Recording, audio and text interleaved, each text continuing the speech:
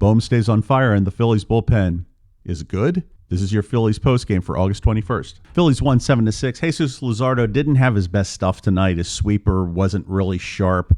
His changeup was okay. He did decently until the last inning, the sixth inning, and he let a runner get on, and he absolutely telegraphed a fastball dead in the middle of the plate to Jordan Walker, didn't miss it, and just absolutely blasted it. It was supposed to get on the outside, and it was just center cut, complete mistake in location, and Jordan Walker didn't miss it. The bullpen pitched well tonight. The only earned run was Ryan Kirkering in the eighth inning, gave up one run. Technically, McFarland gave up a run, but that was more on that stupid man on second and extra innings rule that the commissioner put in than anything that McFarland actually did. Once again, the Arraez effect shows its face.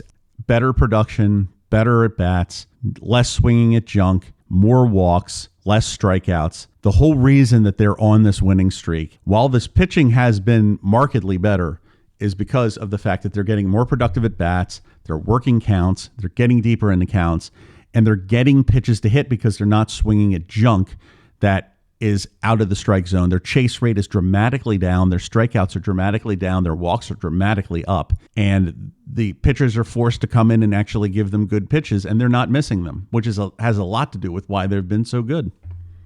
Two players in particular that this qualifies for is Alec Bohm and Bryson Stott.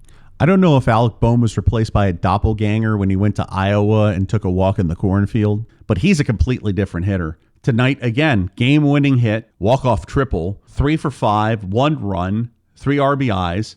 He has been on an absolute tear since this Iowa game and since this team meeting that's been reported where they had the epiphany of, hey, instead of swinging at pitches that are bad, let's actually be selective and swing at pitches that are good. Bryson Stott also, he had an error today, but he's been very solid at third base since he was moved there for Luis Arraez. Enough cannot be said about how much this team has absolutely turned a 180 on since Luis Arraez has gotten here. Production, just the whole 9 yards. It is genuinely amazing to see how the whole team, the philosophy has changed, where it used to be swing at everything, high chase rate, will hit the ball. Now it's productive at bats, not swinging at junk, taking walks when they come. Bryce Harper has had the highest on-base percentage of anybody in Major League Baseball since Arraez got here, and it's not particularly close.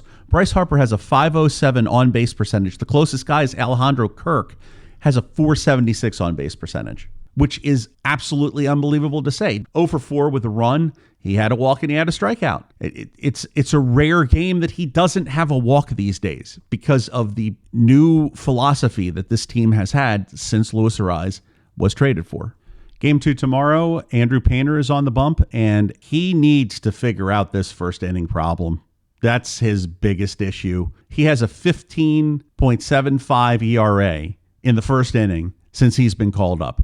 That has to be something that I don't know how you work on that. I don't know if it's psychological. I don't know if it's just his pitches are not sharp in the first inning.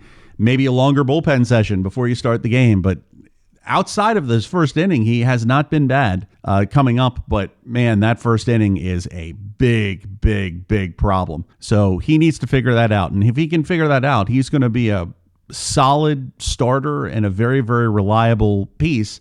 And if Aaron Nola has figured out his issues, this is 4 quality pitchers, also assuming that Zach Wheeler can figure out his issues as well. I mean, they have 4 quality starters now going into the postseason. Obviously postseason's a month away, but it's a really, really good place to be if they can get that figured out. And if Andrew Painter can figure out why in the first inning he has almost a 16 ERA.